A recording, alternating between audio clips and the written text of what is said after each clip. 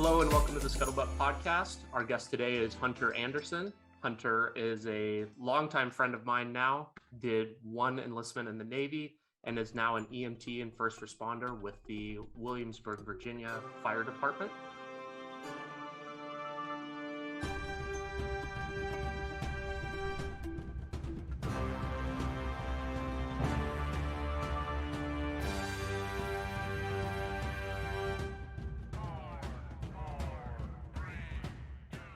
Hunter, welcome to the show. Thank you, buddy. Thank you for having me. I appreciate it, man. Yeah, I'm looking forward to our conversation. Like I said, we've been friends for a while, but I think that this will be a good conversation to share some of what you know about the Navy, the fire department, those types of processes. I think that you've got some good insight that other people could learn from. You want to start us out with talking about what led you here? What led up to you joining the Navy? What's your background? Yeah, so if you asked me 10 years ago where I'd be at age 25 like I am now, I did not expect to be in a town called Williamsburg, Virginia with 3 dogs and a cat and being married to the love of my life, right? Like, I think everybody imagines what their life's going to be like, and it really never happens how you think it's going to happen. That's the truth. Yeah, I was raised in Florida, down in Key Largo in the Florida Keys. And when I went to college right after I graduated high school, and had no clue what I wanted to do. Got kind of caught up in that party scene, and my grades were slipping. So I actually remember I was a little bit tipsy after a party, and I Googled the Navy, and I put some information in. And the next day they called me, and I was like, "Wow, am I really gonna do this?" So I did. So I signed up really quickly. I left really quickly. And yeah, I did 4 years from 2015 to 2019 as an aviation electronics technician, just like you. I got out in 2019, worked at the shipyard, Newport News shipyard for about a year. And then I finally decided to pursue something I wanted to do for a long time and be a firefighter EMT, which has been a dream so far. Growing up, I always wanted to be in the medical field, but I never really knew where. I met an EMT one day, and they kind of explained to me what an EMT was. I'm like, wow, I want to do that. But I kind of got lost in the so many different options out there, I guess. So kind of put that aside when I joined or when I went to college. But, and then I let the Navy tell me what they want me to do, which was kind of a mistake of mine. However, at the end of the day, it ended up working out for the good, I guess. But when I got out, I kind of did what I had to do to make ends meet. And then that's when I decided to drop what I was doing and pursue, like I said, my dream job. And I've loved it ever since. So I've been a firefighter for over a year now.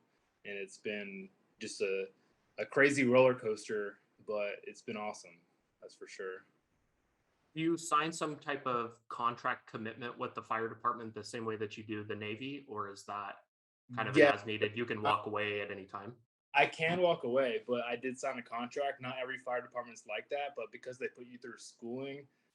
So a lot of fire departments want you to be an EMT before you even apply. But I got a little bit lucky because I was a veteran. I got kind of a step up, and I got hired over EMTs. But so they sent me to EMT school, which they end up paying for. But I signed a contract when I got hired that if I were to leave, I had to pay the money back over time, which is kind of a good idea in my personal opinion, because I feel like a lot of people, they get that qualification and leave, which kind of puts the fire department in a bad position. So it kind of gives you a little bit of incentive to stay because they paid for you. It's different from the military because you can't just up and leave, and you can't just pay back your contract.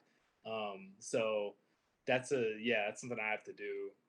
I can leave whenever I want, but I don't plan on it. But it's one of those things where, like I said, you just got to pay it back if you do leave in a certain time frame. I think I have 3 years before I have to pay it back.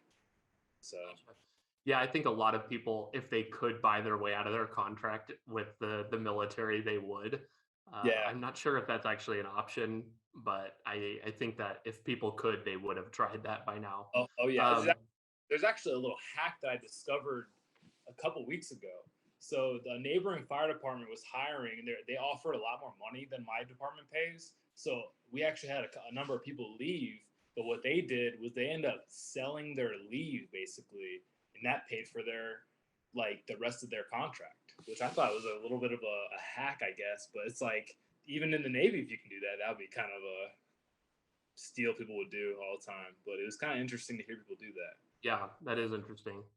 Our backgrounds are similar in so many ways. I went through a very, very similar experience with going to college, giving that the old college try, as they say. Right. Basically having no direction, no drive for really much, and ending up joining the military. I think that that's one of the biggest problems facing people graduating high school. You get to that age and you're like, hey, there's so many options of things that I could do. And then it's almost a relief joining the military, because once you're in, it's kind of scary leading up to signing your life away for however many years. Yeah. But then once you're in, that decision is made for you. And it's a good thing at the time, but I think in hindsight, I look back at some of those points and I really wish that I had the ability to make the decisions that I wanted to, even though I didn't know what to do. Yeah, definitely. Did you feel like while you were in, there were things that you wanted to pursue, but maybe couldn't because of your time in, or? Oh, that's a good question because I signed up for EMT school twice. So the first time I did it, I was using tuition assistance, and I ended up getting deployed on 6 days' notice with the Truman. So I had to cancel my classes, and then I tried to do it again with the Virginia Beach Rescue Squad. So Virginia Beach, they actually give you free EMT training, which is normally a few $1,000s at a community college, but the caveat to it is you have to volunteer 24 hours a month for a year. From what I know, I'm not sure if that's changed since I last talked to them, but at the time, that's what they told me. Which it's not a bad gig at all. I'll volunteer 24 hours a month for a year for that kind of training. But I ended up having to drop that because of commitments from the Navy. So I had two different opportunities to pursue EMT school while I was in and get a head start on my next career, even if that wasn't my next planned career. I would love to be an EMT while in the Navy. You know what I mean? And especially in Virginia Beach, and volunteer and get those hours in and feel like you're doing something good for the community for sure. But my obligations with the Navy didn't allow me to do that. You talk about that sense of like giving back to the community. Did you not feel that way just by being in, just by having signed up for 4 years?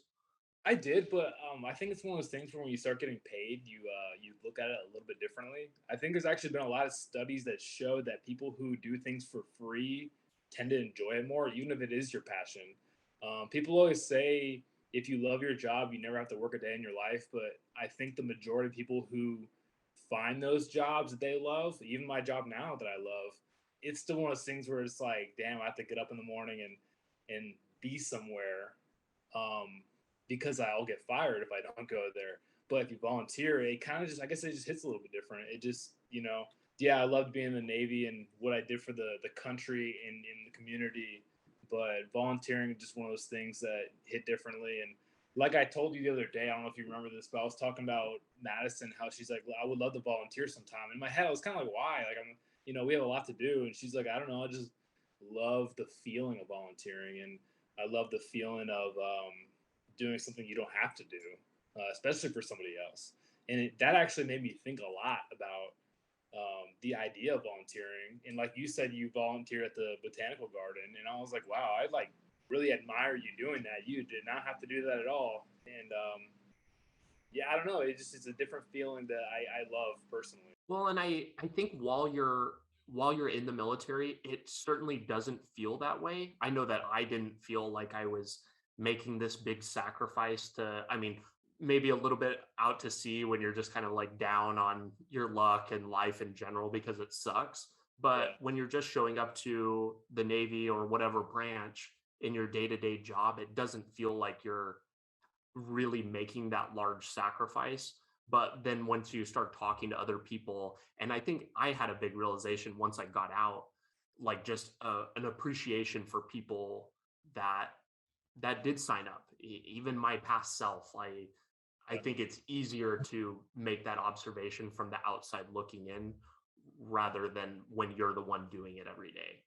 Oh yeah, definitely. I agree with that. What do you think if you had to say what are the biggest highlights of your time in the Navy, what did you really enjoy? Or they could be bad highlights too. Um, I love deploying, to be honest with you. It was really hard in the moment. I missed a lot of things in life that I wish I didn't miss, like weddings, births, funerals. You know, it's hard to miss those days, but I love traveling. And once you get in a groove on deployment, it's actually pretty fun. I'm sure you could agree. We had some great times on the ship, and it was really fun to, I guess, put away time of your life to do something of that nature, and especially seeing new countries. I had a lot of fun memories in England with you, and of all the places I traveled, like Greece, Israel, Bahrain, Dubai. Those were the times I really truly remember. But even talking about the deployment, a low light for me was getting deployed on 6 days notice. Like I signed up to deploy. I wasn't trying to complain about it, but I had a lot going for me in life at the time. I had just gotten back from that first deployment. I finally started becoming a leader that I wanted to be my whole life at Oceana when we were stationed there, because all the experienced people left. I had a really solid deployment under my belt where which was really successful, and I finally felt like I became the leader I wanted to be, and I started pursuing school. I signed up for EMT school, and next thing you know, they like, hey, let's talk to you. And I was like, okay. And they said, hey, you're deploying next week on the Truman. And I said, like, how can you guys do this to me? I just got back from my first one. I'm in school right now. I'm in position to be the production supervisor of the shop. I just moved. I was 3 days into my new apartment. I haven't even unboxed anything. Like, I just got here, and I feel like I'm just now, happy with the hard work that I have given everybody. And they said, sorry, that's just the way it goes. And, as upset as it was at the time, and even though I sound upset now, it was another cool experience, traveling even more than I did before, seeing another new country that I hadn't seen before, and helping out a work center that really, really needed me. That work center on the Truman that I worked with was very, very new. Nobody knew what they were doing, and it's not their fault because none of them had been to school for that job. And I was like, how did this whole entire work center get this job they haven't even been to school for? And that's not their fault at all. But so basically, I was the production supervisor and the worker. You know what I mean? So, but I ended up doing, I think, a good deed by teaching them everything I knew and kind of passing down that knowledge to them. You end up being a short deployment. It was like 4 months as opposed to the first 7-month deployment that I went on. But I guess the deployments were definitely the highlight as well as the low light, The military is weird that way, where especially looking back on it in hindsight, how something can be so bad at the time, but when you're looking back on it, you're like, oh, that was so good. Like, oh, yeah. And just the disparity between your understanding and like perception of it. And I think that you highlighted on one of the larger problems that the military has as a whole is keeping and retaining qualified, strong leaders. Yeah. They set you up, they say, hey, come enlist, we're going to teach you this job. You kind of don't care, or maybe you're not really filling your shoes yet. Like you said, you have to work towards becoming the sailor or the soldier that you want to be. And then kind of once you get to that point, you realize that maybe that the military isn't what you want to do for the rest of your life. Oh, yeah. And so do you want to talk a little bit about what it maybe took for you to get to the point where you felt like you were the person you were trying to be while you were in? Yeah, so that's actually a little bit of a long story. I think that growing up, I was always classified as a follower rather than a leader. I played sports growing up, and I was never the loudest person on the team. I mean, even when I considered myself a good athlete, and like some people on the team would call me like the better player of the team. I still didn't want to be a leader. I was like, I'd rather listen to someone than be in charge. And that's actually a long talk I had with my dad. He's like, I want you to be a leader, not because I want you to be the biggest, baddest guy out there, just because I feel like you'd be a good one. And I said, I don't know. I'm content with being a follower. I was really content with that. And then it wasn't until I joined the Navy and got in boot camp where they forced me to be in charge of something. I think it was like the forward hold, like some closet. They're like, you're in charge of this closet. And I was like, I don't want to be. But like, they're like, well, you have no choice. So the guys underneath me had trashed it, and I got in trouble. I'm like, how am I in trouble? They're the ones that did it, and they're like, you're in charge. So then I realized forced leadership was a really big part of the military. But then after a while, you kind of get tired of getting chewed out. You kind of get tired of really just seeing low quality work. And then it kind of motivated me to be the leader that I never was. You know what I mean? And it motivated me to be the best person I can be. And because I was a follower for so long, I was such a good follower that I think it was time to graduate to be a leader, I guess, if that makes any sense to you. Because I think, in my personal opinion, the best leaders are also the best followers. And it really motivated me to just, again, be the best I can be. And at one point at Oceana, I was the highest qualified. I had the most deployment time under my belt of any of the workers, right? Not the LPOs, but the workers. And I pretty much had the most experience and the most knowledge, I guess. And it felt good. And when you look at those Navy evals, you know how there's like all these categories aside from your job, like things you do outside your job.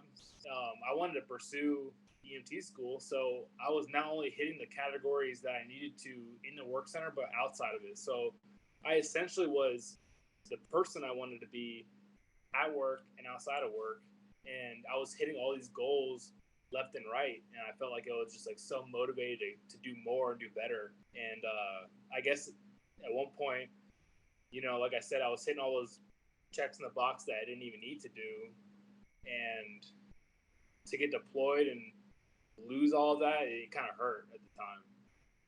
But again, that's what I signed up for, so I quickly got my act together, packed my bags, and left. It forces you to adapt and like really stay on your toes. Yeah, and but complain, and it teaches you that in life, it doesn't even matter about the military. It made me think about other things. So, like, have you ever lost somebody close to you that you never think about losing, especially if you built a relationship with that person? That's what that reminded me of, because I had lost someone close to me at the time. And it's one of those things where it teaches you life is going to change no matter what. It doesn't matter what sector it's in, whether it's work or life or even your personal goals, like working out all the time, getting hurt. You know what I mean? Like, it's one of those things that taught me a lot about life. And I really sincerely appreciate the experience that I had getting deployed in 6 days notice like that. Do you think that you can be ready for that? You know that change is part of the job description, and Exactly. Once you reach a certain age, I think you have come across enough opportunities or examples of times where your world has literally flipped upside down at a moment's notice. How do you prepare for something like that, do you think? Honestly, it's one of those things where it's I feel like you can't. It's an experience you have to experience. As weird as that sounds, and I think being a first responder after the fact taught me that, because we get calls at any moment's notice, and you have to figure out what's the best path to take. So what happens? Not to get sidetracked about my current career, but it's kind of a good example. We get calls, and they'll tell you the category of the call, and while you're driving there, dispatch actually relays to you all the information they have, and you have a very short period of time to gather all that knowledge and come up with a game plan. Whether it's a fire, or if somebody's heart has stopped or they're in cardiac arrest, or it's something as simple as someone not feeling good, you have to really come up with a game plan really, really quickly. If you're not a first responder, you're not ever going to experience, well, not that you're not going to experience it, but it happens to me so often, I start to kind of get used to it. So that kind of, looking back on my military experience, if that had happened more often, then I would probably be a little more used to it. But it's the first time I was ever in a really good position, and then I got flipped upside down. So the very first time it's happened to me, you're a little like shocked, and you're just like, what do I do? So it's an experience you have to experience. You have to go through life, and because not everybody has this experience. You can go through your whole entire life and not ever have anything crazy happen to you, really, I feel like. Or, this is gonna be really off topic, but I was actually watching Survivor the other night, and it was the whole category of the season was David versus Goliath, and they basically categorized the Goliaths as the people who their whole life got handed to them, and the Davids were the people that didn't have anything or had everything bad happen to them. They grew up poor. They had all the short end of the sticks and all that. And it's like I feel like so that kind of shows you people in life can get things handed to them. Some people won't, but unless you experience like adversity, it's hard to adapt to it, I guess. Yeah, you almost have to allow yourself to experience bad things to almost get good at handling bad things. Exactly. That's what I'm trying to say here. It's kind of went off on a rant for a bit, but it's kind of hard to explain, I guess. No, we're everybody listening's here for the learning and the survivor references, so Oh yeah, that falls right into the description. good. Glad. I guess I'm gonna take that question and go a different way with it. If you can't prepare for it, how do you think that people can handle not allowing, or how can people respond to situations that are maybe unexpected and keep that from breaking them? So I think that maybe people who have had their entire life handed to them in a certain instance, everything gets turned upside down. They have a choice, and we have choices every day to like say, hey, this is going to be an obstacle and I just can't cross it, and there's nothing I can do about it. Or there's people, the other side of the coin is, how do we solve this problem and how do we get past this?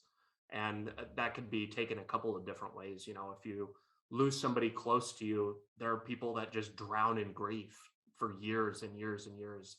Yep. Or like being deployed on last minute notice, I'm guessing you had the opportunity to be extremely resentful about that if you wanted to be.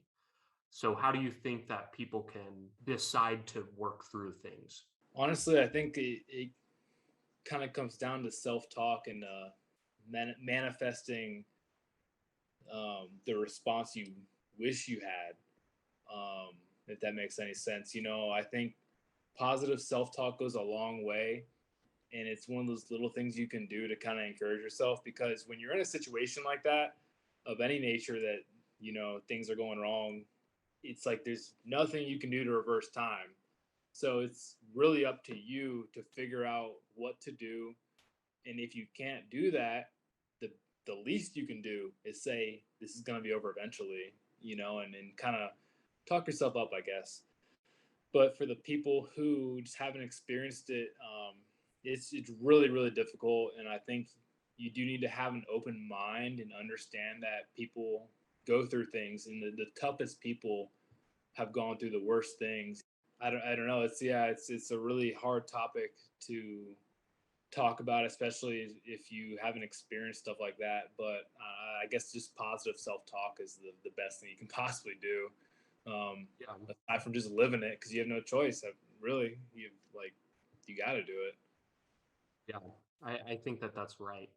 There's this concept in Stoicism. I read, it's a book called Meditations, which a new translation by Marcus Aurelius that kind of outlines the whole thesis behind Stoicism. And there's this idea that you have this higher self, this ultimate, like the perfect version of yourself that we day to day have to like wake up and serve, and like aspiring to be the best version of your possible self. And I think that in situations like that, hey, I don't want to be hung up on this for the rest of my life. And like the bigger me would work through this and not just kind of run from the problem, so to speak.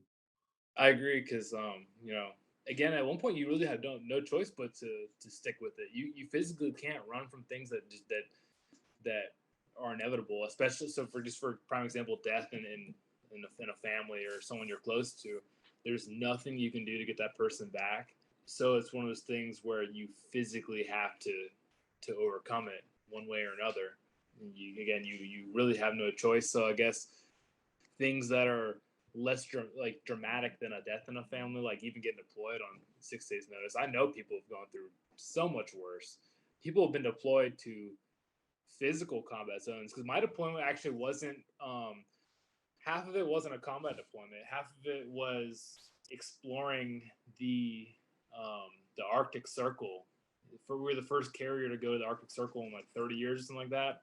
So we were pretty much just exploring. So in my head, I'm like, why am I doing this for such a little reason, I guess? We're just, Americans trying to show power. That was legitimately what we were told. We were told that Americans need to show power and that we can operate in the Arctic Circle with the Russians. That's what I was told day one.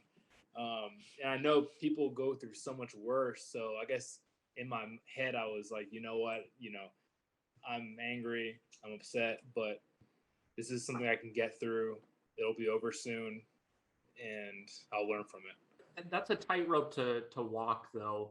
I think on one of the first couple episodes, we were talking with somebody about comparing your time or like accomplishments with other people, and how in the military you're like automatically stacked up against other people, like whether it's your eval or like this qualification or this project lead or like advancing or whatever it is, you're automatically always in this comparison mode.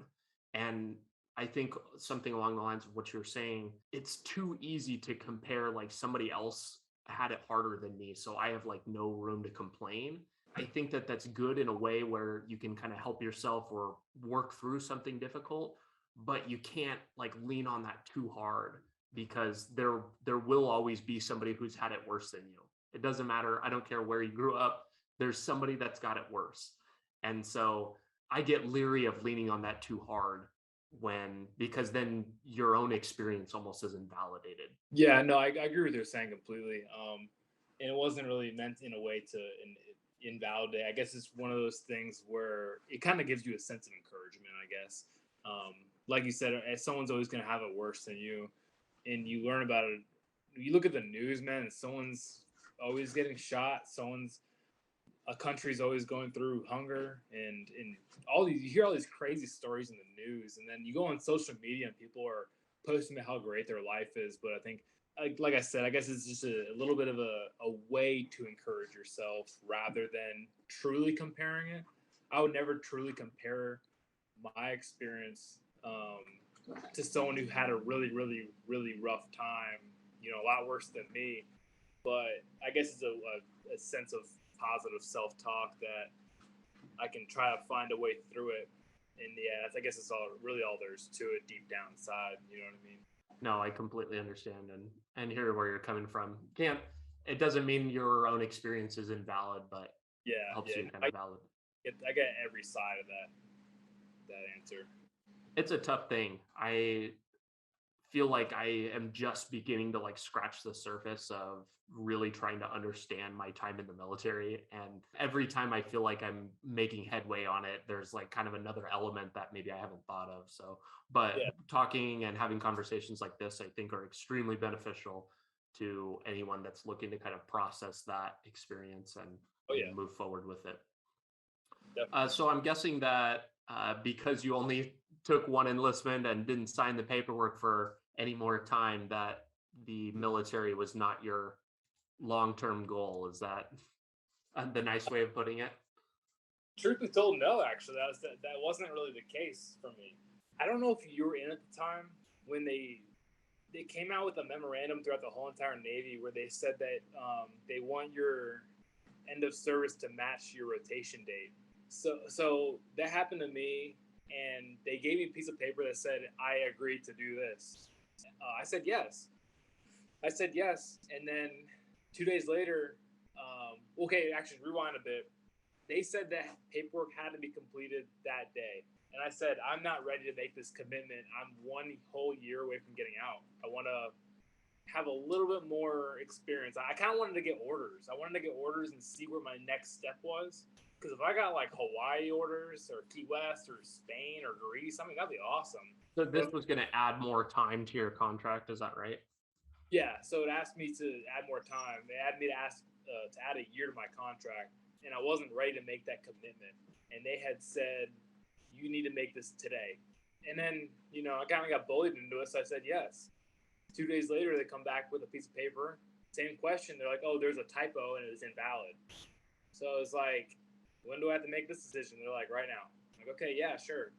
So 2 whole weeks go by, and I was doing a lot of thought. I'm like, you know what? I can't stand for that. I'm like, I'm not gonna get bullied into a decision like that, because their threat was, if you choose to re-enlist, you're gonna go needs of the Navy, and you're not gonna get to have input for your orders. So that was their incentive. So 2 whole weeks go by, and they bring me another piece of paper saying, hey, we made another mistake. We need you to sign this again. So I said, the third and final time, I said no. I said no, and I remember throwing a piece of paper, not throw it, but like I slid the paper to the guy. I'm like, I'm done. I can't do this. I'm not gonna be bullied into a decision like this. And forcefully slid the paper back to him. Yeah, I was like, if I stay in, I'll get needs of the Navy any day. So I said no, and that was what kickstarted me getting out. I had the decision to stay in, but like I said, I wasn't gonna go needs of the Navy at that point. They already kind of irritated me, and ultimately I was ready to take the next step in life. I loved my time in the Navy, and I was ready to use my benefits. I was ready to use what was promised to me for joining, like the GI Bill, like moving assistance, and really just I was ready to be a veteran and pursue bigger things with having the Navy, the military's back, I guess, in using my experiences to do what I wanted to do in life.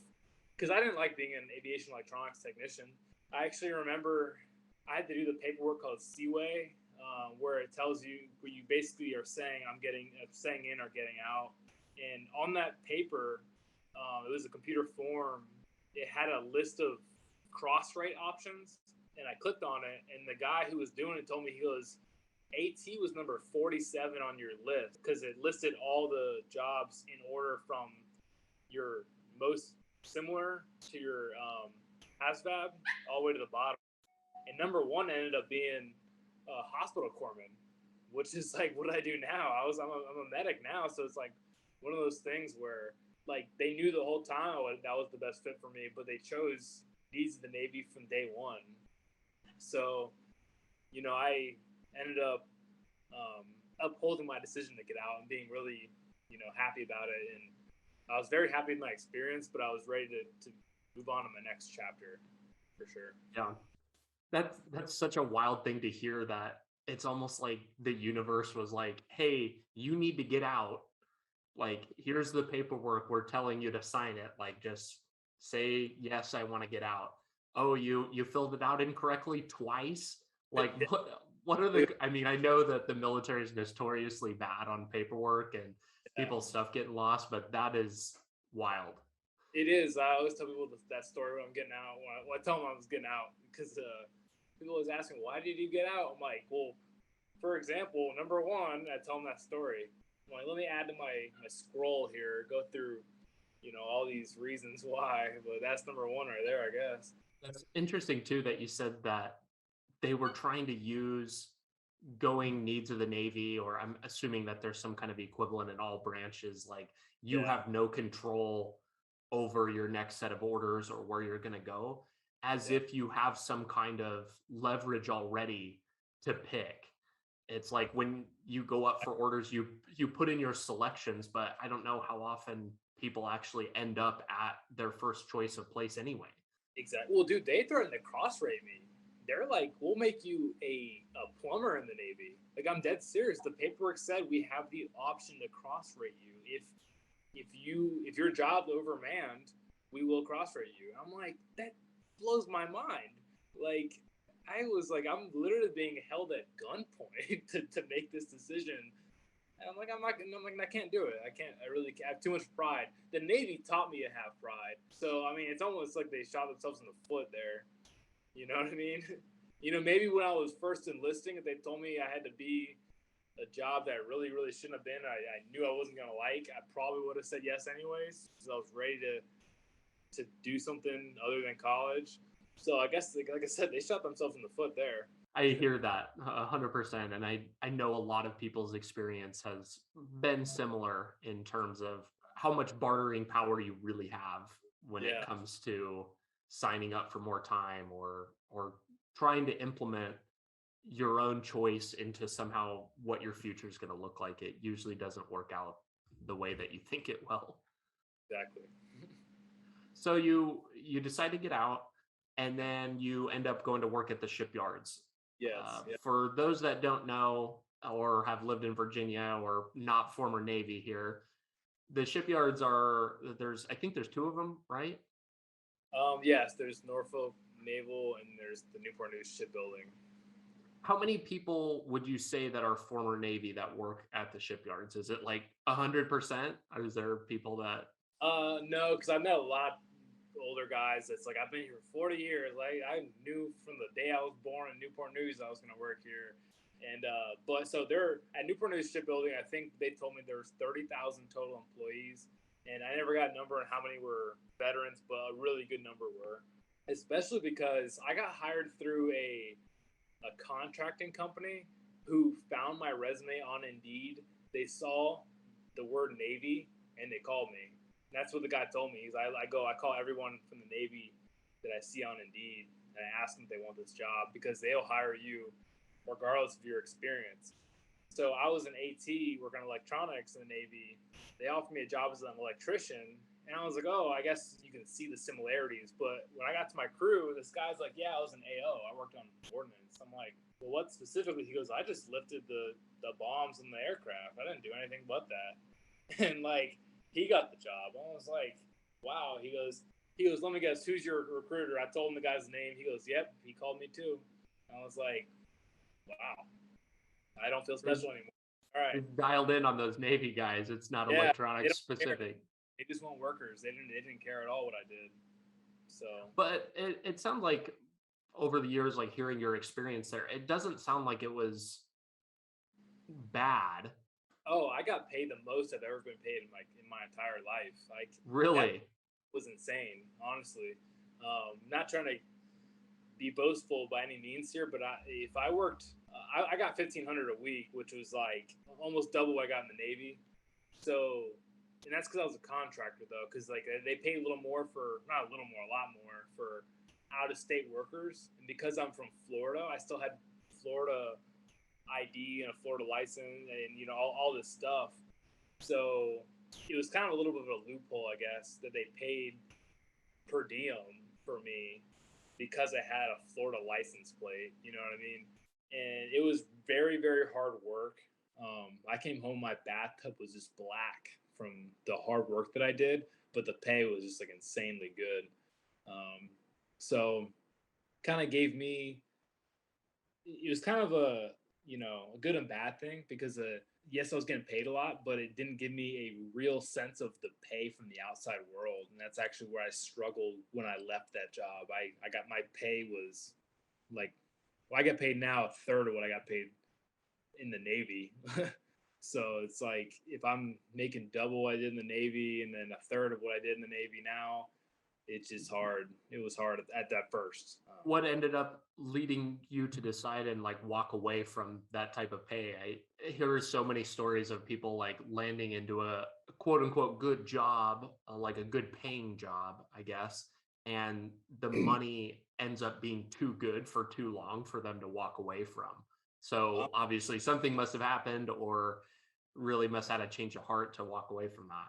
Well, I discovered first and foremost that money does not buy happiness. That you hear that all the time, and then people kind of counter with the well, I've never seen someone frown on a jet ski. I'm like, well, you've never worked at the Newport News shipyard, man. So it's one of those things where the work, it was hard. And I've always been a hard worker, but I guess it was a mental thing. I think I struggled mentally more than I did physically.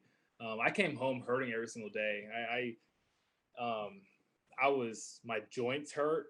my head was constantly hurting from the hard hat that was just squeezing my head all day long. And again, not trying to be physically inferior here, but it was very, very difficult work. And the money was good, but I had no energy to even spend it. So like I would sleep all day long when I wasn't working.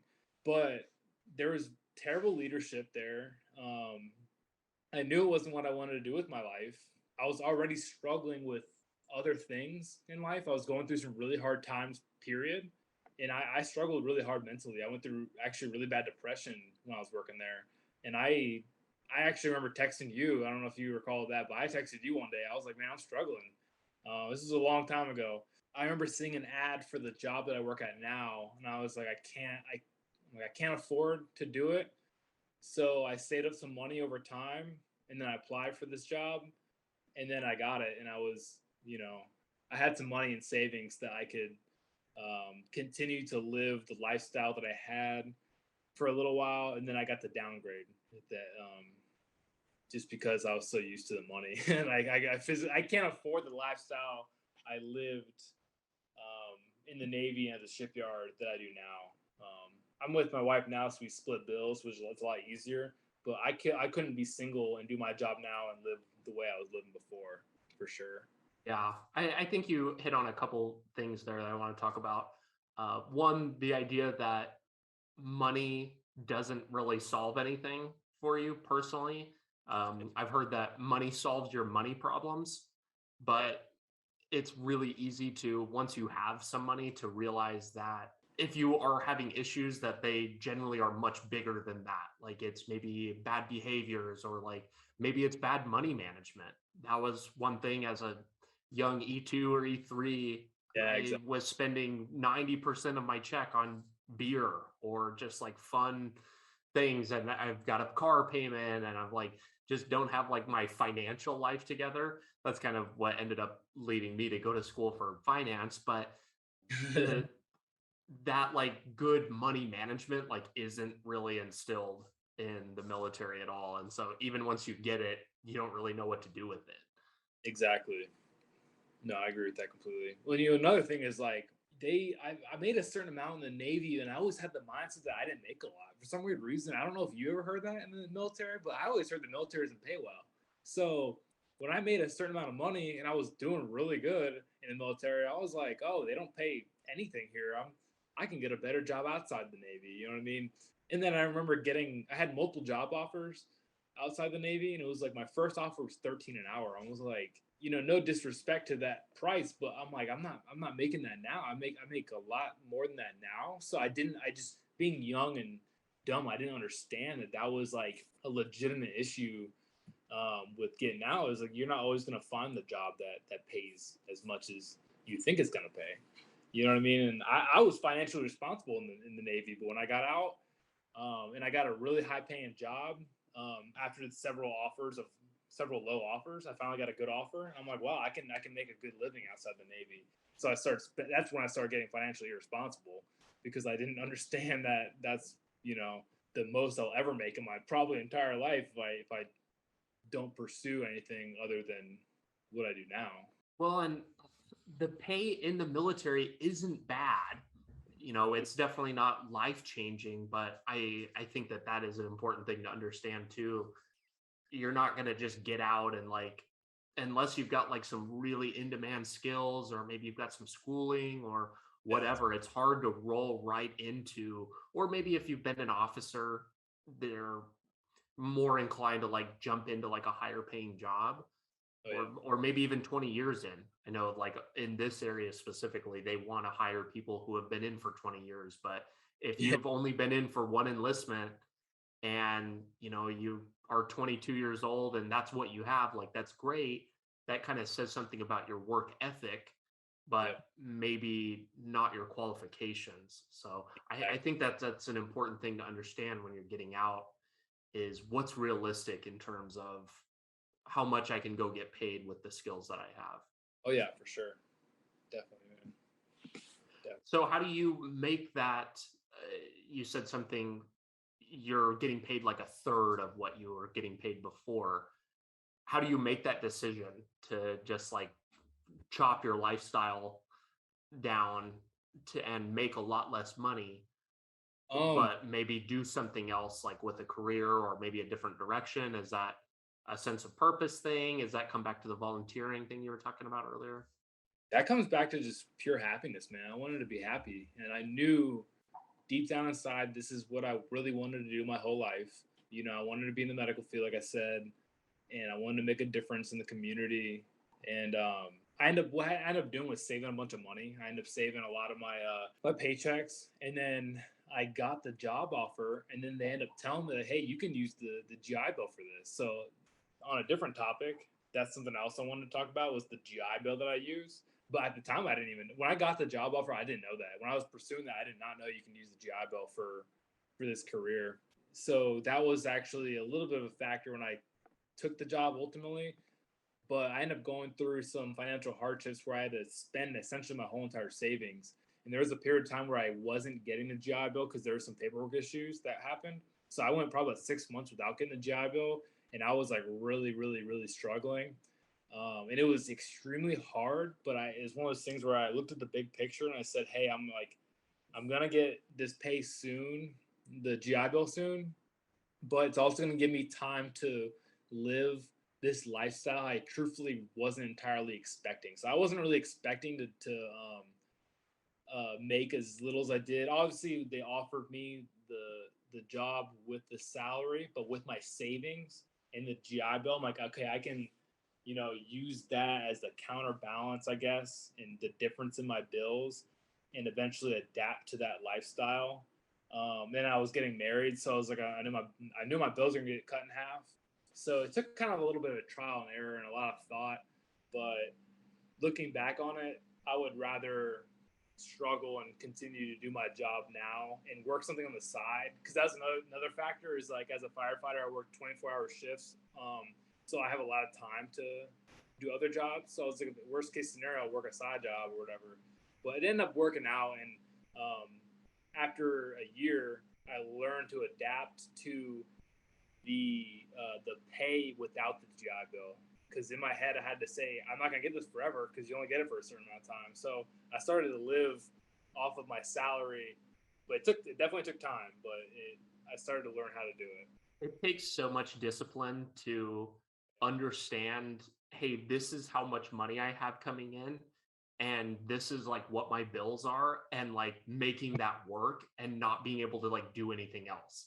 I remember there were so many times using the GI Bill going to school where it's like, hey, I'm going to school full, like way more than full time. I don't have the time to carry a job, and I Yeah, have to make what the GI Bill is paying. Like, I have to be able to live on this somehow.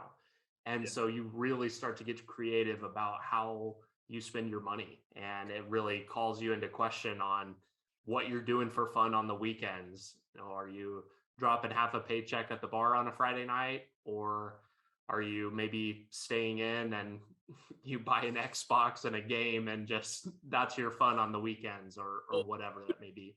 I actually had to start donating plasma to pay the bills at one point. I don't know if I ever remember telling you that, but Uh-uh. so you can sell plasma in your blood.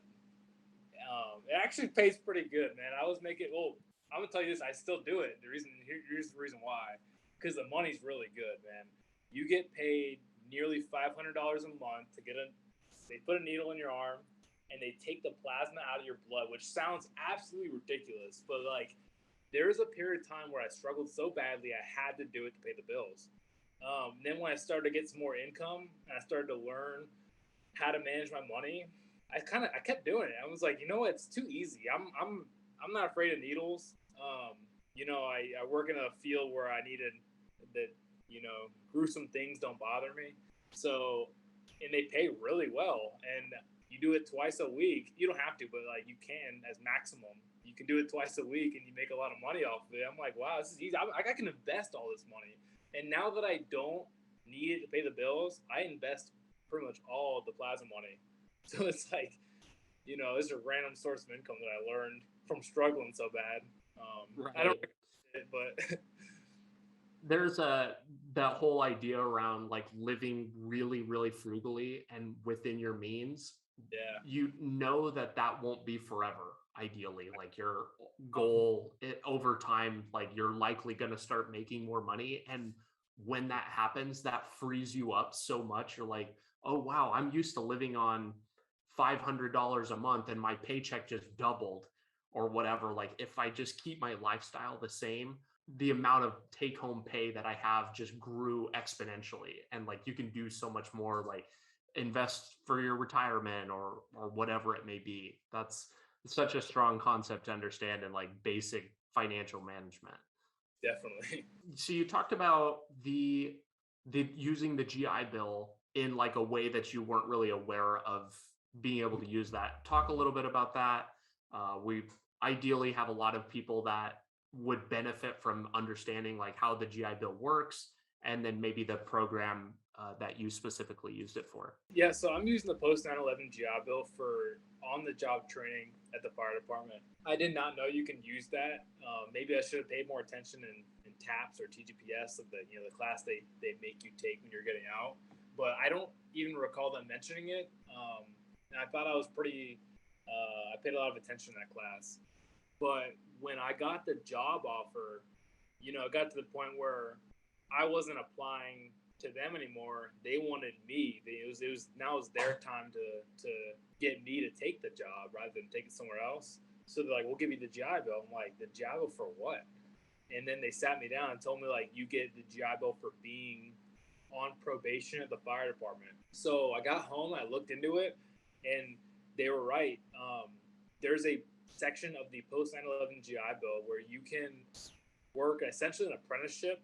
And I actually did a little bit of research before this podcast on what you can use it on. I found a list of companies you can use it for. Like they're like tire companies, Procter and Gamble you can use it for, and just there's a list that goes on and on of companies that will actually pay you GI Bill housing allowance for just being new, essentially. The fire department and police academies are probably the two biggest ones people use it on because your program has to be approved. Not every like tire shop or not every random shop or is approved to use it. But you can actually go online and there's a little calculator. You can type in a company and whether or not they have it, and they'll show you how much they're going to pay you over time. So the first 6 months you get 100% of your BAH. The next 6 months you get like 90%, and it starts dropping. And I think you get 24 total months of being quote unquote an apprentice at any job. Not any job, but the ones that are applicable. But at the fire department, that's what they offered me. So I've been getting BAH the whole entire time I've been there. Besides the fire academy and the EMT school, only reason why I didn't get it then is because the paperwork got messed up, and they've had to do a lot of work to get that paperwork approved. But ever since I started working as a fully qualified firefighter, I've been getting BAH, which is like really nice. Like I said, a lot of companies do it, so it's a little hidden gem, I guess, that a lot of people don't know about, and it can really help you financially. I don't recommend it if you're trying to pursue a degree because you only get a certain amount of time to use the GI Bill. If you're trying to pursue a bachelor's degree, you're not going to be able to use the whole GI Bill for that and OJT training. So it was kind of a little sacrifice I had to make for the extra pay for the time being. But I like using it. It's really, really helpful. Like I said, just for the time being. Was that 24 months that you used for like OJT? Does that come out of the 36 months of total use of the GI Bill? Yep, it does. It does. Okay. So you'll have like when you want to use it. So I'm only using it for a year. My plan was to use it for a year, so that's 12 months. I already have classes under my belt, so I should be able to get the degrees that I want with the GI Bill. But honestly, it's really helpful for people that don't want to go to college, because not everyone wants to go to college. There's nothing wrong with that. So if you want to pursue being a mechanic, being a firefighter, being a police officer, you can get that extra money, that housing allowance. They also give you a little bit of book allowance, which is kind of funny to me because if you're working a paid job, they don't make you pay for books. So like they gave me like $700 for books. And I'm like, I've never bought a book in my entire life working for the fire department. They just gave it to me. So it's just a nice little extra paycheck. But there are caveats to it. Like I said, only specific companies can do it. A lot of them do, and you can look it up online, which ones do, which ones don't. I just read that you can't transfer it. So if you have a spouse that wants to do it, you can't give it to your spouse or anything like that. So again, it's a little bit of a hidden part of the GI Bill a lot of people don't seem to know about. But you can look it up on va.gov and you can get some more information on it. the FAQ sheet's really short, meaning it's pretty straight to the point, what you can do with it.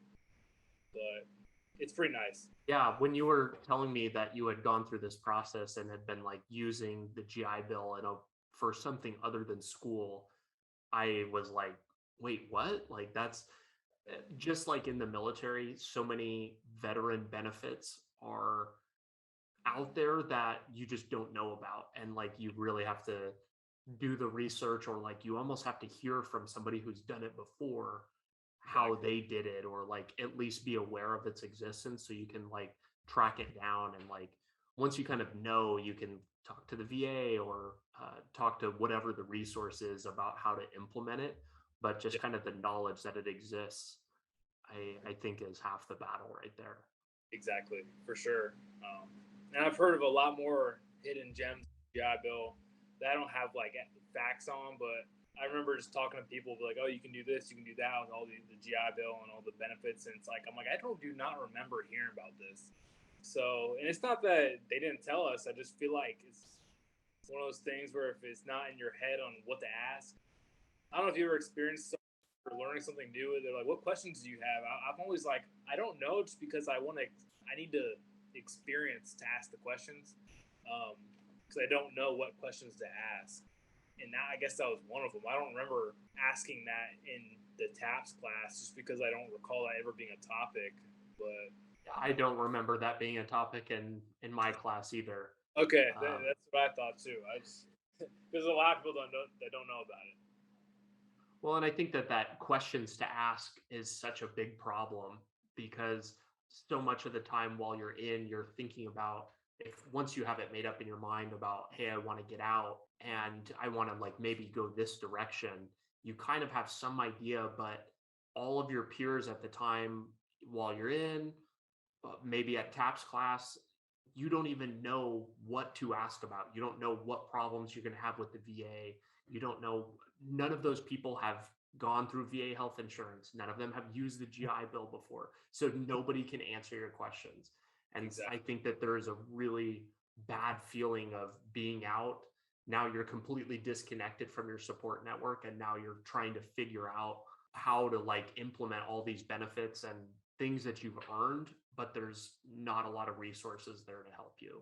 Well, yeah, and that goes back to a topic me and you have talked about in the past, and that's like TAPS reform. You know what I mean? Reforming the class they make you take when you get out, because again, they force you to take it, so you have to take it to get out. And most people are like, I'm so committed to getting out that I don't really need to hear this, which is the mindset of the majority of my class was. I was genuinely interested in learning of what I can use when I get out and what field I can go into, and essentially just had to transition out. And the class to me was so flawed. I felt like there's so much room for improvement. It was a week-long class, and I remember we took breaks every 45 minutes. So it's like, I understand you can't pay attention for X amount of time, but when we're taking so many breaks, it was one of those things where I can't concentrate. I need to really get this information down.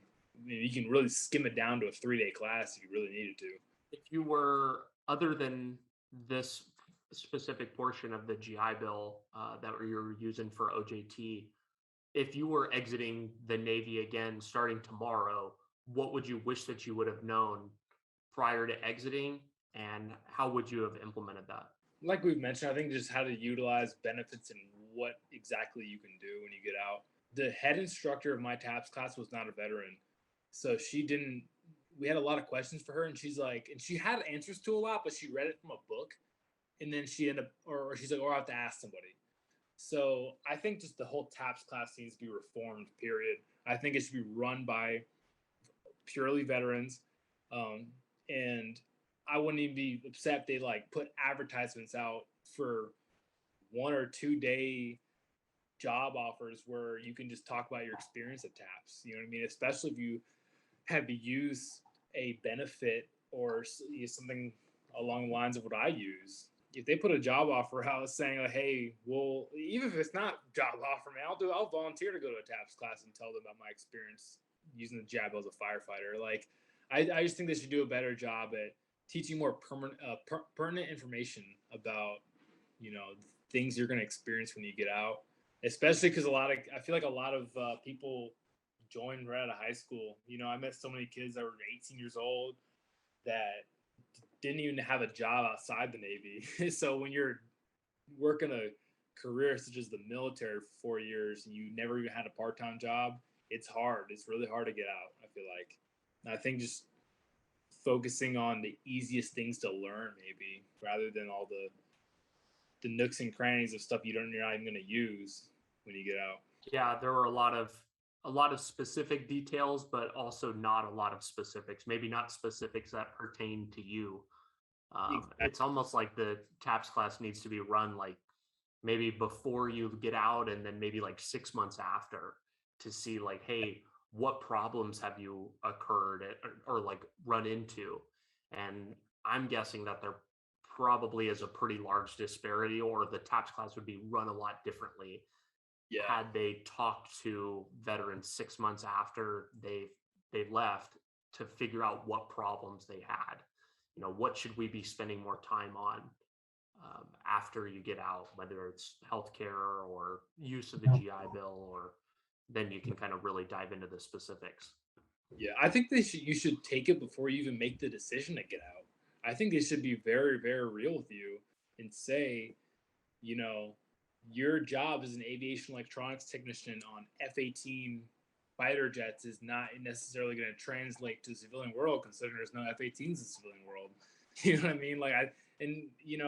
Obviously people tell you that, but I think they should, before you get out, you should have to take a class that kind of gives you a little more insight on what the civilian world is going to be like, especially because, like, I don't know if you remember when we were deployed, how you had to take classes on adapting to the real world again. Like, they had to offer all these classes like reconnecting with your spouse, and like they had a state trooper come out and say like, guys, don't speed, don't get drunk, and it's like stuff you should already know, but you've been gone for so long, they try to teach it to you again. I feel like they should be somewhat similar in a way where it's like, guys, here's what you need to. You've been gone out of civilian world for 4 years. Here's what you need to expect again. You know what I mean? Which sounds kind of silly because obviously when you're not deployed, you get to go home every day, and it's not like your military career essentially becomes your 9 to 5. But you still have that military mindset. So I feel like they should do a better job at just teaching you what it's like to be a civilian again before you make the option to get out, you know? I agree completely.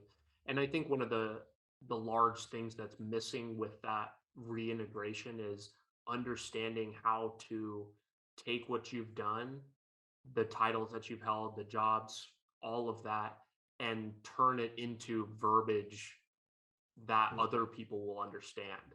Yeah. A couple weeks ago, we recorded an episode with Austin Lieberman, and he was very, very heavy and adamant about how to use words that people will understand. If you were in charge of this program, like being able to talk about, hey, I was responsible for this aspect of budgeting, or changing the titles. It's not electronics technician, it's project lead, or whatever it is, using real world words that mean more to people and at the jobs that you're going to be working at. Because like you said, they have no idea what it takes to be an electronics technician. Like, they just don't.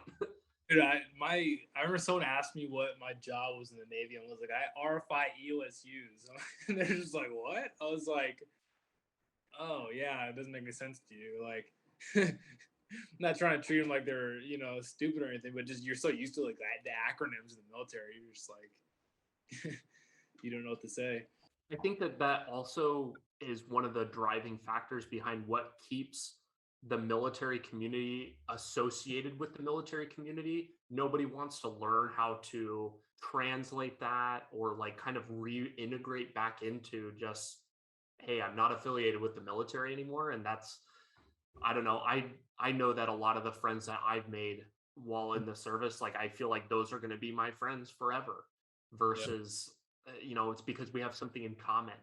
And I think that that's an interesting line and conversation to have around how willing people are to translate their time into ways that other people can understand it. So you want to talk to us a little bit about what it's like been becoming a firefighter. You talked a little bit about being heavy on the medical side and maybe it not being exactly like you're doing a lot of firefighting. What has that been experience like? How has it been different or the same as kind of what you were expecting? Well, starting from the beginning, man, I would actually say that the fire academy was a lot harder than military boot camp, in my personal opinion. The reason why is kind of surprising, but in the military, you're forced to do everything.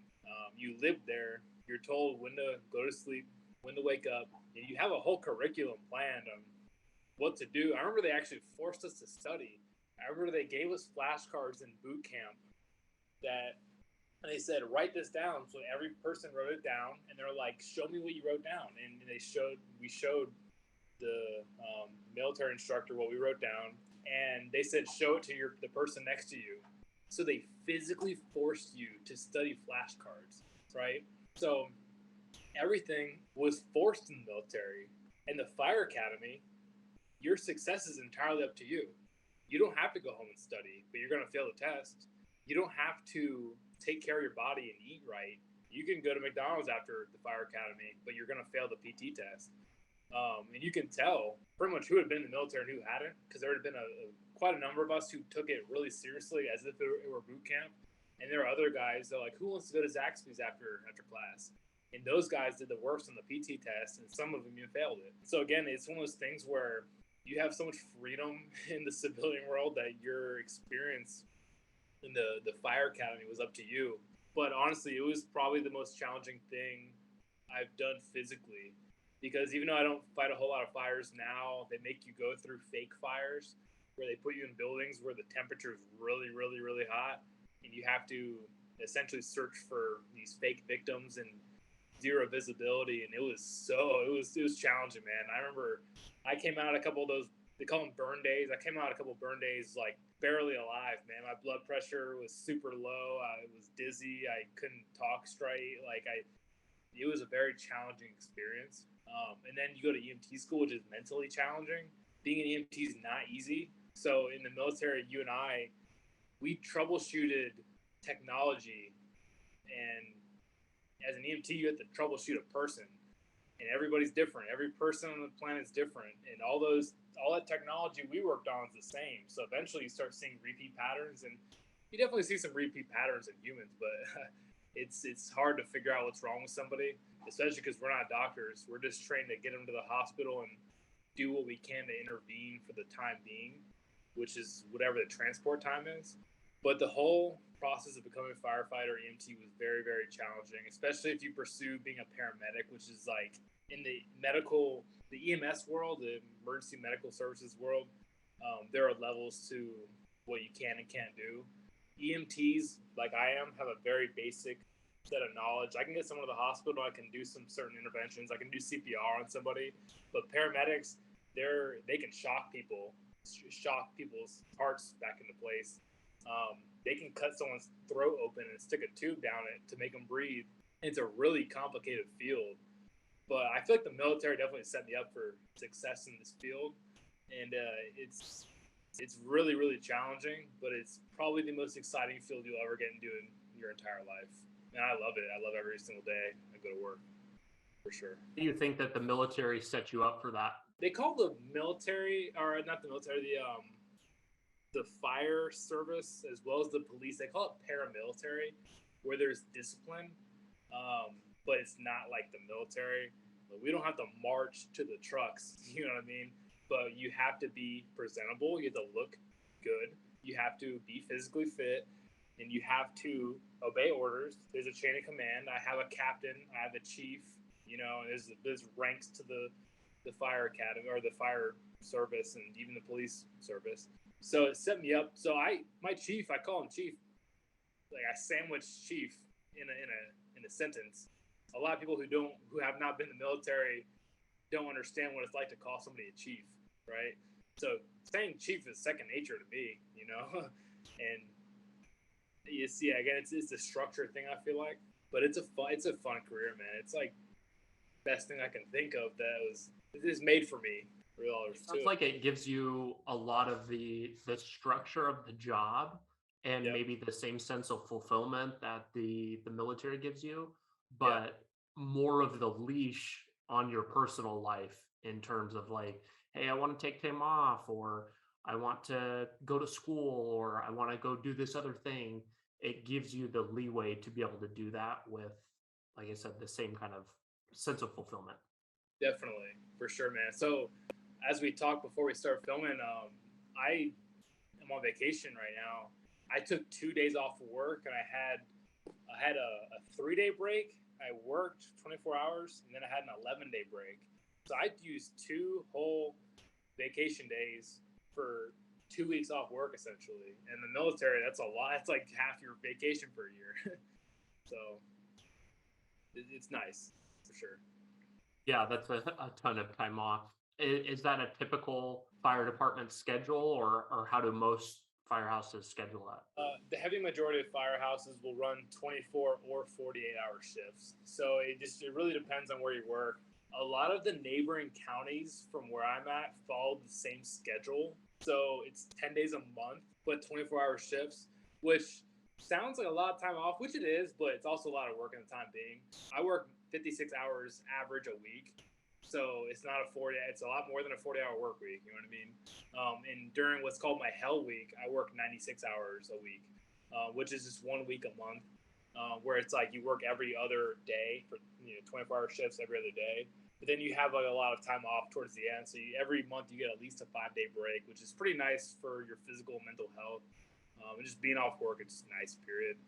But yeah, like I said, a lot of fire departments will do it. I was actually watching a fire department on TV last night, and they worked a 48 on, 96 off. So that's their permanent schedule. Is 48 hours on, 96 off, which is nice. 2 days on, 4 days off. It's pretty. I think it's a perk to the job, but I don't know if that's just a fire cultural thing, because I never really understood why you can't just work 8-hour shifts and have certain shifts. But I love it. I like working a 24-hour and coming home and having a whole day off. You know what I mean? I wonder, with doing 8-hour shifts, if the frequent turnover disrupts like responding to calls or something like that. That's what I was thinking, because we get a lot more calls during the day, but the calls at night are usually worse. If you go to a car accident at 1 p.m., you're gonna go to that call thinking it's a fender bender. If you go to a car accident at 3 a.m., you're fully expecting somebody to be dead, honestly. I guess it's I don't know. It's one of those things where you just have to kind of experience the full 24 hours and they let you go. What is something exceptionally difficult about being a firefighter that you weren't expecting going into it? I would just say probably seeing people pass, and also being the one to tell somebody that their loved one has passed.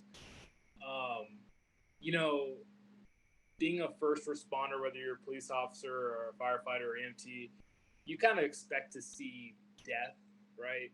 But I never really expected it as often as I have, especially seeing it's a really tough situation. Like, I think the last person that I witnessed pass was just 30-something years old, and they died from natural causes. So it's one of those things where it's like, damn, like they passed at 30-something from natural causes. And I'll kind of never forget this. We went and checked her pulse, and she was far gone. She had rigor mortis, which is signs of death, past resuscitation efforts. And I think it was her sister that rounded the corner and said, "How's she doing?" And we're just like, you have to. I never really thought I was gonna be the one to tell them, because you kind of always you watch like TV shows and stuff, and it's usually like the fire chief and the higher ranking people that kind of give them the bad news. But I remember looking around me. I was the only person there, and I had to tell her the news that her sister had passed. So it was like, that was something I truthfully didn't expect for some weird reason. Like I said, I expected to see hard things in the fire service and the EMS world, but I didn't expect to be happening this quickly. And there's a couple guys I work with that are pretty young. I think one of the guys I work with, he's 21 now, but he got hired at 18. So he could have been in the same shoes I was at 18 years old, telling somebody their loved one passed. So that was, I think, something that was exceptionally hard for me to see, but somebody's got to do it, and I guess I'm built for it in a way because my mom was in the medical field growing up, and she experienced that a lot. So it's just something I was like, I guess kind of used to. Something that you mentioned earlier about how you kind of had this sense of like knowing that you wanted to be in the medical field from an early age, or maybe even before the military. How did you know that that was your thing?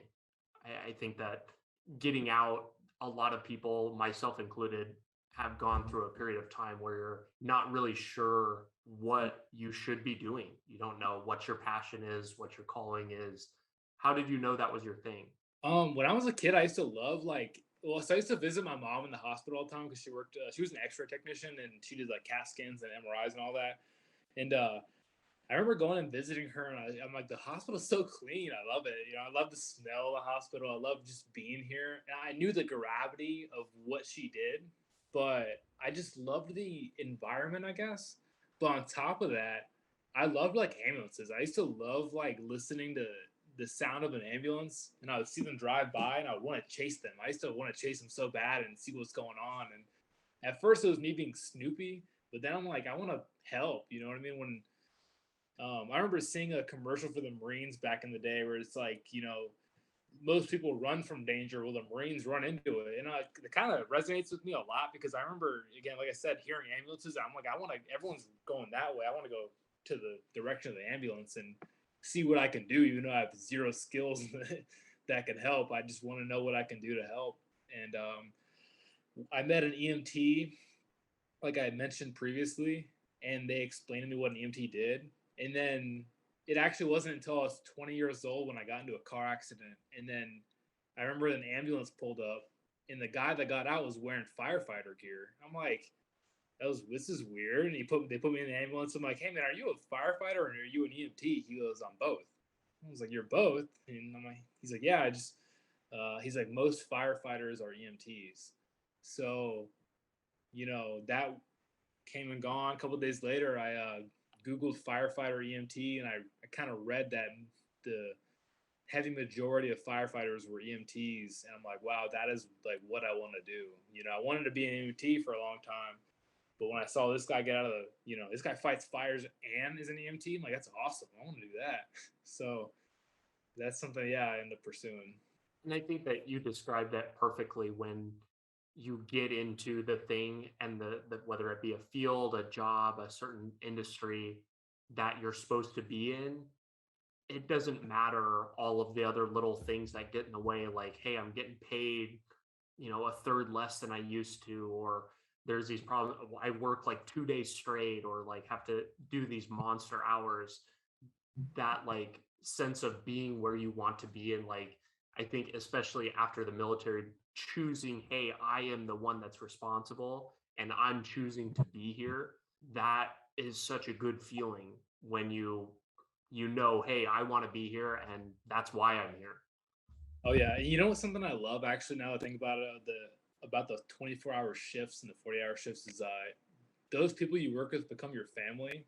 And if somebody else is willing to sacrifice 24 straight hours of their life to do exactly what you want to do, you pretty much have to find common ground eventually. Because sometimes when you find a job, you don't always get along with all your coworkers. I'm pretty good at getting along with everybody, but just in general, you're going to find a lot of differences in your coworkers, and it's the same in the fire service. But like, if that person's willing to put 24 hours with you, go into a fire with you, be your backup, be your ambulance driver, be your paramedic, and be your captain, it really means a lot, and you start to see them as family. So it's like, I'm not just going to work with my coworkers, I'm going to work with my family, especially when it comes to a fire, man, because like I told you, fires are rare. But I remember my very first fire, I looked at the guy next to me, we bumped fists, and we're like, let's go, let's do this. And it was a very memorable fire, and we talk about it all the time. And it's one of those things where we got the job done safely, but not every firefighter comes out of a fire, right? So, and you learn about it the hard way. So those people become your brothers, and it makes working 24 hours that much easier, I guess. I think that that's right. And in the military, I think is the same way to a Like, certain extent. Doing a job, or like I said, even if you're out, a job, an industry, a specific career where you're doing something that you are excited to be doing and other people have the ability to choose and do the same, you're naturally going to be attracted to people because they think the same as you. And you find that common ground really quickly, like you said. yeah, exactly, man. Well, cool. I want to wrap this up with one big kind of final question. What advice would you give to somebody that's in or maybe getting out? What did you learn from your time in that would somebody else needs to hear? I would definitely say that you need to prioritize happiness in your life. And if you're happy in, stay in. If you're happy with your career in the Navy, if you love traveling, if you love getting new orders every few years, and you know, if you love that lifestyle, then pursue it. I feel like when we were in, and a lot of people rant about how much they don't like the military, and it's one of those things where a lot of people I noticed they gave into that and they were kind of talking bad about the military, but those are the ones that end up re-enlisting. It's like you re-enlisted for a reason because you clearly like it and you're clearly happy. But just most importantly, do what makes you happy in life. It's gonna take sacrifices to find that happiness. For me, it was with money. I struggled with money when I got out, but I do a job that I absolutely love. Love my coworkers. I love my job. I love driving the ambulance. I love driving, being in the back of a fire truck. And I love my life right now, man. And I owe it to the military. And I think it's extremely important that people prioritize happiness over anything, whether you're in a relationship that you aren't happy with, you're in a job that you're not happy with. You kind of just need, life's too short to not make the changes you need to do to just be happy. And that's kind of what my biggest, that's actually why I wanted to be on this podcast, man, is to express to the veterans and the people, getting in or getting out, or even people who aren't even in the military considering it, or even just people, period, man. Just happiness is too important in life, man. And I love what I do. I love my friends. I love my family. I love living here in Williamsburg, Virginia, a place where I never imagined living in my entire life. And at the end of the day, this is what I love to do. I don't think that I could have said it any better. I think that everything seems to fall into place, your job, your relationship, whatever other elements of your life are that you're dealing with. Yeah. Choosing something that makes you happy every time and for the foreseeable future will always lead you down the right path. Oh yeah. So Yeah. I think that that's well put. If people have questions about maybe joining the fire department or want to reach out to you, where can people go to get in touch with you? Yeah, I highly encourage people to ask me questions if they hear this, because I remember me and you were. I was with one of your buddies one time. He's like, "My brother works at the fire department, and let me give you his number." And I did end up not talking to the guy, but I wish that I wholeheartedly that I did, because I would have, probably expected a little more understanding of the hiring process and all this stuff like that. Because the fire service is a very, very interesting career, and getting hired is very, very, very difficult. I got pretty lucky with my fire department, who is hiring right now, by the way. But and a lot of fire departments are hiring right now. So it's one of those things where I wish I talked to someone a little more. So I actually really encourage anyone who's interested in this field to let me know for sure. Yeah. Where can people go to reach out to you? Probably say my Facebook or Instagram. Okay. I'll be sure to link to that in the show notes, and people can reach out if they've got questions. Thanks, brother. I really appreciate you having me. I really appreciate it. Yeah, this has been fantastic. Thanks for coming on, and we'll be talking soon. Of course, man. Of course. Take care. Thanks so much for tuning in today. Your listenership helps me better educate people like you and the rest of our nation's military, both past and present, on building a successful life outside of military service. If you're looking for more ways the top vets are leading more effective lifestyles, building businesses, and using the resources designed specifically for you, press here for a selection of some of the best clips. Be sure to like this video and subscribe to the channel to stay up to date, and I will be talking with you soon.